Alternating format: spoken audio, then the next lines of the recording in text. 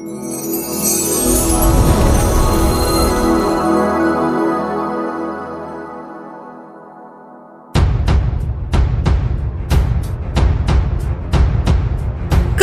tidak dari dulu saksi Y ingin pelaku pembunuh ibu dan anak segera ditangkap? Keanehan kasus Subang.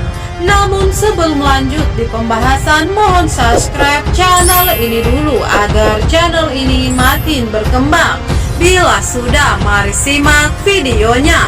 Berikut ini masih membahas kasus pembunuhan di Subang, Jawa Barat, terutama terkait dengan ungkapan yang disampaikan salah satu saksi Y. Dari salah satu saksi dalam kasus Rajapati Subang ini, ada yang sangat semangat dengan pernyataannya. Saksi tersebut meminta agar pihak kepolisian segera mengungkap kasus pembunuhan ibu dan anak di Subang, Jawa Barat. Saksi Y akhir-akhir ini mengemukakan pernyataan yang membuat orang yang mendengarnya terheran-heran. Kenapa baru akhir-akhir ini memantau kasus di Subang? Kenapa tidak dari dulu mencari siapa dalang dari kasus tersebut? Kasus ini sudah hampir menginjak bulan ke-9 dan saksi Y ini meminta agar aparat kepolisian Polda Jawa Barat segera menangkap pelakunya. Bahkan saksi Y mengucapkan sumpah serapah terhadap para pelaku pembunuhan di Subang, Jawa Barat. Saksi Y meminta untuk menghukum seberat-beratnya jika pelaku tertangkap, dan pernyataan saksi Y ini tidak main-main. Bahkan banyak netizen maupun yang memantau kasus ini dari awal. Apakah saksi Y tidak mengetahui atas pembunuhan ini?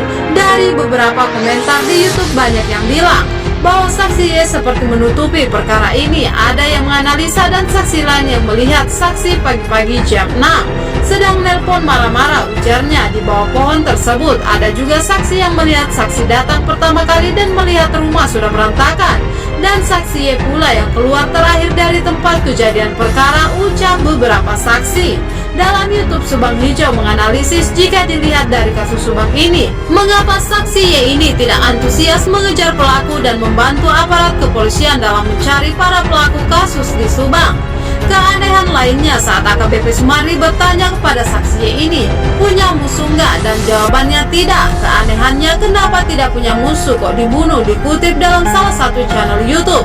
Berbagai keanehan dan kejanggalan dalam kasus Subang ini seperti pintu rumah tidak rusak. Artinya pelaku yang melakukan kemungkinan yang bisa masuk dengan mudah karena pintu tidak dirusak dan diduga sudah saling mengenal, ujar AKBP Sumarni.